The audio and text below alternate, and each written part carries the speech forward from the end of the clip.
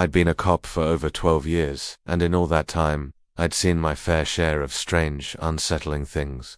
But there was one case one night that stands out like no other. It wasn't the blood or the bodies that haunted me, not the violence or the crime. It was the quiet, the kind of quiet that felt unnatural, like the world had decided to stop for just a moment to watch, to listen. It started like any other call on my shift, a routine welfare check, the kind of call I'd gotten hundreds of times before. Nothing that would have made me think twice, nothing that would make my heart race. The dispatcher gave me the address, 226 Morningside Lane. The neighbor reported that they hadn't seen the resident, an elderly woman, in a few days. There were no signs of forced entry, but they could hear noises coming from inside, shuffling, a soft scraping sound, like furniture being dragged across the floor. I was about 5 minutes away when the call came through. I thought about the usual reasons for a welfare check. An elderly person who fell, maybe got sick, or simply lost track of time. I wasn't expecting anything unusual, just another late-night check in a quiet neighborhood. But as I neared the house, something felt off. The street was too quiet, and the houses felt too still. The kind of stillness you notice when something isn't right. The air was heavy, thick, in a way that made every breath seem slower, harder to take. The streetlights flickered in the distance, casting long shadows that stretched across the road like fingers reaching toward me. It wasn't cold, but it wasn't warm either. The air had a dampness to it, like something was about to break. I parked across the street, my headlights casting a long shadow over the house. I looked at the number 226 on the mailbox, and for some reason, I couldn't shake the feeling that I'd been here before. Not in this exact place, but somewhere like it. A house, a street, a neighborhood so ordinary that it felt like a dream. It was the kind of feeling you get when you can remember if you've already seen something, or if you're just imagining it. I stepped out of my cruiser, boots hitting the pavement with a dull thud. My flashlight cut through the darkness, but it felt like it barely made a dent. As I approached the house, I noticed the front yard. The grass was neatly trimmed, too neatly for someone who hadn't been home in days. The shrubs were pruned with care, the porch swept clean. It didn't make sense. It wasn't the kind of house that had been abandoned, but the atmosphere was wrong. I walked up the steps to the porch, careful not to make a sound. The door was cracked open, just a sliver, not enough for anyone to see in, but enough for me to feel something watching me from inside. My hand hovered over the door, and I pushed it open with a soft creak. It felt like the house itself was holding its breath. Inside, the house was silent, too silent. The kind of silence that presses in on you, that makes you feel like the walls are listening. There were no sounds of breathing, no creaks of settling wood. Just the faint scent of something old, something forgotten. I stepped inside, the floorboards groaning under my weight. The living room was dark, but there was a soft yellow light coming from somewhere deeper in the house. I followed the light, trying to keep my movements slow, controlled. As I rounded the corner, I saw it. A chair sitting by the window, facing the wall. It was odd. It didn't belong there, not the way it was positioned. And in the chair there was a figure, a person sitting still. A woman, heard back to me, staring at the wall. I called out softly, "Ma'am, it's the police. Are you all right?" No response. Not a sound, not a movement. I stepped closer, my heartbeat quickening, the hairs on the back of my neck standing up. Something about the way she was sitting made the air feel tighter, like the walls were closing in. I was about to speak again when I noticed something that made my blood run cold. The woman wasn't breathing. Her chest didn't rise and fall. There was no sign of life at all. She was still, almost unnaturally so. Then, from behind me, I heard a soft shuffling noise. It was faint at first, like something moving in the next room, but it grew louder, closer, as if something was slowly making its way toward me. I turned, my flashlight swinging wildly, but the room was empty. I called into the radio, my voice a little too shaky. "Unit 214, I need backup. Something's not right here." I didn't wait for a response. I moved forward, closer to the woman in the chair. My footsteps felt like they were echoing too loudly in the silence. I reached out, my hand trembling as I touched her shoulder. The moment my fingers brushed against her, the room seemed to shift. The air grew heavier, colder, and the soft light in the room flickered for a second, then went out completely. And that's when it happened. The woman in the chair turned, slowly, almost unnaturally so, until her face was inches from mine. Her eyes were wide, empty, not the kind of emptiness that comes with death, but something worse, something hollow. And then she spoke. Not a word, not a sentence, just a low, rasping sound, like a whisper from somewhere deep in the earth. The word was barely audible, but it felt like it came from all around me. It pressed into my ears, my skull, and that's when I felt it, a pressure, cold and suffocating, squeezing in from all sides. I backed away, my heart pounding in my chest. I tried to call for backup again, but the radio crackled, the words garbled, nothing making sense. I tried to run, but my legs felt like they were stuck in place, glued to the floor. Then, the light came back on. I was standing in a different part of the house, in the kitchen now, and the woman was gone. Everything was still. I didn't know how I got to the kitchen. The moment my mind began to process what had just happened, everything in my body screamed at me to leave, to get out, to run, but I couldn't. Something had anchored me here, something that defied reason, and the idea of walking out the door without understanding what was going on felt impossible. The kitchen was cold, the air thin. There was no sign of the woman, no trace that anything unusual had occurred, save for the strange, inexplicable weight that still lingered in the room. The countertops were empty, nothing out of place. But as I swept the beam of my flashlight across the floor, I noticed something I hadn't seen before. A small piece of paper, torn at the edges, partially hidden under a chair near the table. I bent down to pick it up, feeling that same strange heaviness in the air. The moment my fingers touched the paper, I felt it again, a shiver that ran up my spine. The paper was old, stained with a faint yellow tinge, and as I unfolded it, the words inside made my heart skip a beat. It wasn't a note, it was a drawing. A crude sketch of a house, this house. There were only a few details, but they were enough to make my blood run cold. A large, ominous shadow in the center of the drawing, and at the top, a name written in block letters, Catherine. I stared at the drawing for a long time, trying to make sense of it, trying to convince myself it meant nothing, but I knew it wasn't a coincidence. Catherine, the woman in the chair. There had to be a connection, but I couldn't figure out what it was. Suddenly, a door slammed upstairs. The loud noise echoed through the house, snapping me out of my trance. My hand instinctively reached for my holster, but I didn't draw my weapon. Not yet. I needed to know what was happening before I reacted. I stood still for a moment, listening. The silence that followed was suffocating. There was no more movement, no footsteps, but the longer I stood there, the more it felt like I was being watched. My mind raced, trying to process the impossible. That drawing, the woman in the chair, the way the house seemed to change. I stepped cautiously toward the stairs, my flashlight beam cutting through the shadows, but it wasn't enough. There was something about the staircase that felt wrong. The stairs were old, steep, but they hadn't creaked when I'd come down earlier. Now, as I approached, each step groaned under my weight, as though the house was protesting my presence. I reached the top of the stairs, heart pounding in my ears, my breath coming faster. The hallway stretched out in front of me, 3 closed doors at the far end, but something about the space felt off. It felt like the walls were moving, like they were pushing in on me, forcing me to make a decision I didn't want to make.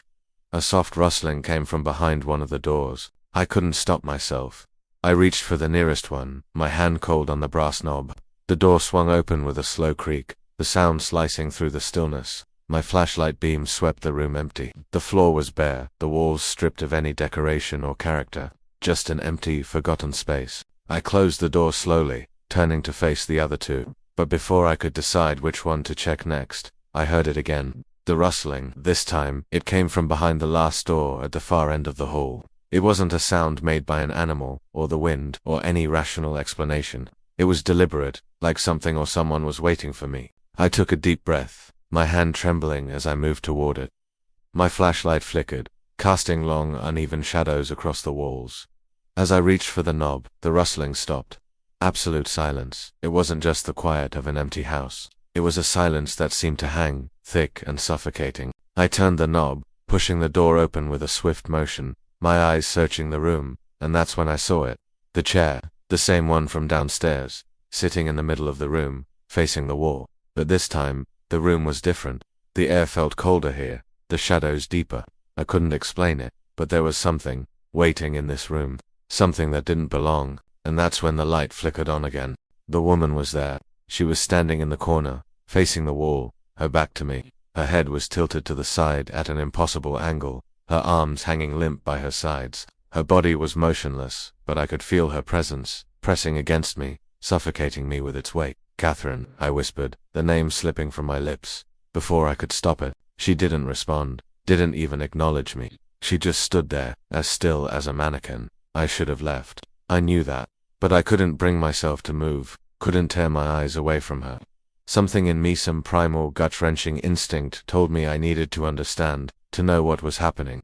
And then, in a voice so soft it might have been my own thoughts, she spoke. "Leave, it's too late." The words hit me like a punch to the stomach. My vision blurred for a second, and I had to grip the doorframe to stay upright. I couldn't breathe, I couldn't think. I needed to leave, but my legs wouldn't move. The room seemed to stretch, the shadows growing longer, reaching toward me. I could feel the walls closing in, the air thickening, suffocating me, and then, in the corner of my eye, I saw it.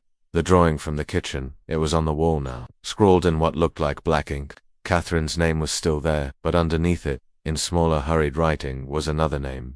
The floor beneath me seemed to vibrate, a soft humming sound that grew louder and louder, until the walls felt like they were vibrating with it. And then just like that, everything went silent. The room, the air, the floor, all of it. Dead silence. I tried to move, but I couldn't. I stood frozen, my entire body locked in place, my breath caught somewhere in my throat. The silence was maddening, pressing in from all directions, making it impossible to hear anything but my own heartbeat pounding in my chest. And that hum, the vibration in the floor, the walls, like the house itself was alive, resonating with something ancient and unexplainable. I tried again to move. My legs felt like they were made of stone, rooted to the floor, unwilling to obey. I reached for my radio, but when I tried to speak into it, nothing came out. No static, no crackling. It was like the house had swallowed my voice, leaving me in complete isolation. And then, without warning, the lights flickered again.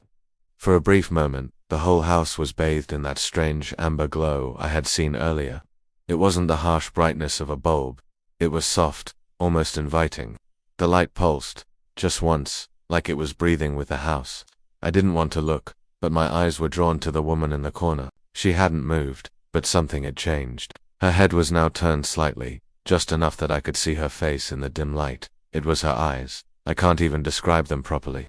They weren't just empty, they were vast, like the space between stars, full of nothing but an endless void. There was something in them, something that made me want to look away, but at the same time, I couldn't. They were waiting, watching me. Then the house shifted again. The walls, the floor, the whole structure seemed to stretch, as if it was slowly expanding and contracting. I couldn't explain it.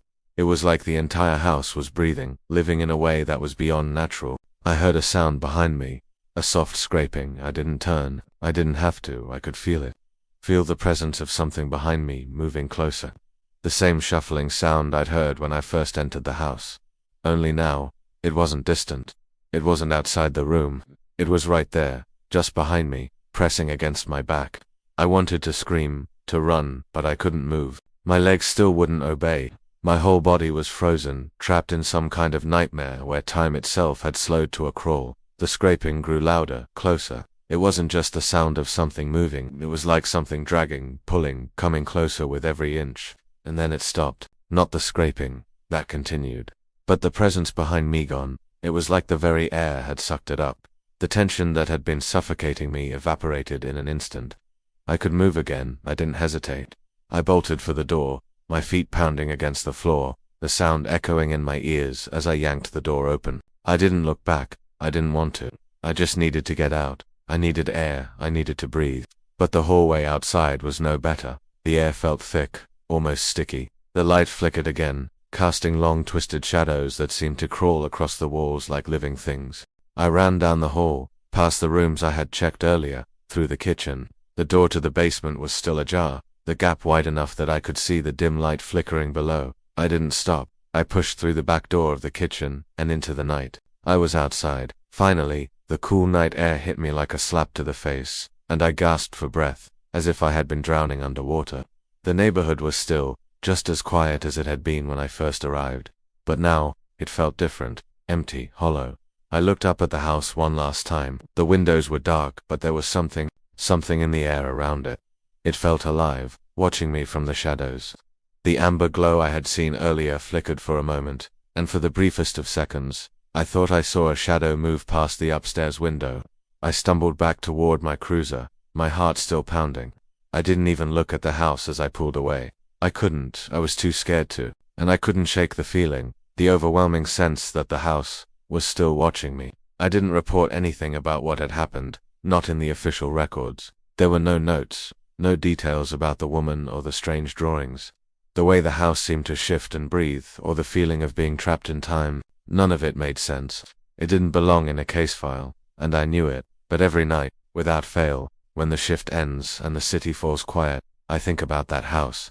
I think about Catherine, and the look in her eyes, the shadows that moved in ways they shouldn't, the way the house seemed to know me, and sometimes, when the night is quiet enough, I think I can hear it. A soft scraping sound, far away, just barely audible, like furniture being dragged across the floor, and I wonder if it's the house calling me back. It's been months since that night, but every time I close my eyes, I see the same image, the woman in the chair, her vacant stare, the way her head tilted at that impossible angle, the sound of her voice, not a whisper, but something deeper, like it was coming from the very walls around me. Every time I think I've shaken it off, it resurfaces in my mind, clawing at the edges of my thoughts. It was a few weeks ago when I got a call. I was on patrol, driving through a quiet neighborhood, when dispatch pinged my unit. It was a welfare check request. Same address, 226 Morningside Lane. I froze. I swear my heart stopped for a moment. I couldn't breathe.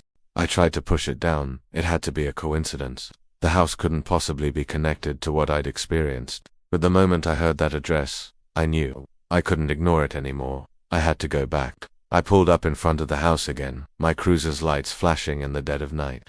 The street was as quiet as it had been that first time. The same thick air, the same uneasy feeling gnawing at me. I sat in the car for a long time before I finally opened the door. It felt like I was being pulled in, like the house was calling me again, pulling me back into that nightmare. My heart was racing as I stepped onto the pavement. Every instinct screamed at me to leave, but my legs wouldn't obey. I walked toward the front porch, just like before. The house was still, but it felt different, now familiar, but foreign, like I had never truly left. I reached for the door handle, and the moment my fingers touched it, I felt it. That unmistakable pressure, the weight of the house pressing in on me. The air was suffocating, the silence deafening. And then, a sound so faint, I almost missed it. A soft rustling, like fabric brushing against itself. I stepped inside. The house hadn't changed. Not on the surface. The furniture was still where I remembered it. Everything clean, orderly. But there was a tension in the air, something that hadn't been there before. It felt like the house was holding its breath, waiting for me. I walked down the hall, my flashlight cutting through the darkness, and when I reached the living room, I saw it again. The chair, in the same spot as before, facing the wall. It was impossible. I didn't know how it had gotten back there, but I knew.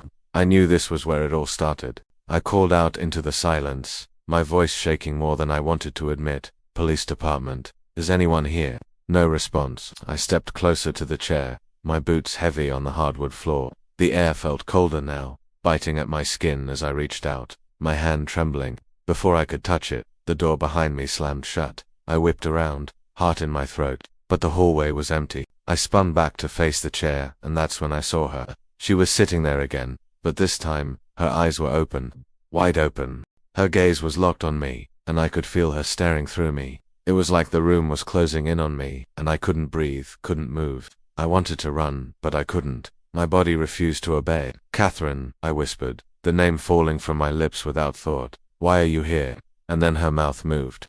Not in a way that made sense. Not the way a person's mouth moves when they speak. It was more like the words were being dragged out of her, pulled from some place beyond her control. But the words, they were clear, unmistakable. Leave. It's not what it seems. I staggered back, my mind spinning, my heart pounding. I couldn't think straight. I couldn't focus. The house, the woman, the whispers, they were all a blur. And then, as if the house was playing some sick joke on me, the lights flickered again. The same amber glow flooded the room, but this time, it wasn't just the light that was wrong. It was everything. The walls were breathing. The floor was shifting beneath my feet. The air felt thick, as if the house itself was alive, watching me, feeding off my fear. I ran. I didn't know where I was going, just that I needed to get out. I bolted down the hallway, my boots pounding against the floor, my breath coming in gasps. But the house didn't let me leave. The front door wouldn't open. It was locked, sealed shut from the inside, as though the house was trapping me, pulling me deeper into its grip. And that's when I heard it. The same soft scraping sound from before. Only this time, it was louder, more deliberate. It was moving through the house, crawling up the walls, across the ceiling. It was everywhere. And then, right in front of me, I saw it. The door to the basement. It had opened on its own. I didn't want to go down there. I didn't want to face whatever was waiting for me in the dark. But the house wouldn't let me go anywhere else. I had no choice. I stepped forward, my legs trembling, my heart threatening to burst from my chest. I descended the stairs, each step creaking beneath my weight, the air growing colder, thicker. The basement was just as I remembered it, empty, bare, except for the chair. The same chair, but now, it wasn't just the chair. It was what was behind it. A door. A hidden door I had missed before, tucked into the corner of the basement, nearly invisible. It was slightly ajar, and from behind it, I could feel something pulling me in. I didn't want to open it. I didn't want to see what was on the other side. But I knew, in the pit of my stomach, that I had to. The house was never going to let me leave until I did. I reached for the handle. The door creaked open with a sound so heavy it felt like the house was groaning under its own weight. The air that rushed out from the crack was cold and naturally cold, and I felt it cling to my skin, seeping into my bones. My flashlight flickered, casting brief, fractured shadows across the dark room beyond. I stood there for a long time, staring into the blackness, every muscle in my body telling me to turn around, to run, but my legs wouldn't move. I had crossed some invisible line the moment I stepped into this house, and now it was too late to turn back. The house had a hold on me, and no matter what I did, it wasn't going to let go until I understood. I stepped forward, the beam of my flashlight trembling in my hand, cutting through the darkness. The walls of the room were close, claustrophobic, but it wasn't the space that made me feel trapped. It was the sensation that something was waiting for me, just out of sight, just beyond the beam of light. My heart was pounding so loud I could barely hear the sound of my own breathing. I moved deeper into the room, my footsteps echoing like I was walking through some endless void.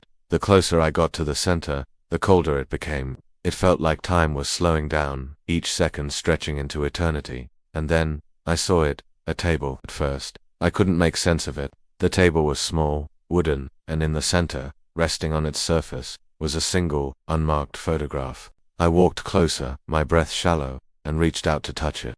The moment my fingers brushed the edge, the temperature in the room dropped even further, and I felt an overwhelming pull toward the photograph. I lifted it carefully, the coldness of the paper against my skin sending a jolt through my body. As I turned it over, the light from my flashlight flickered, casting strange, elongated shadows across the walls. There was something written on the back in hurried, frantic handwriting. I never left.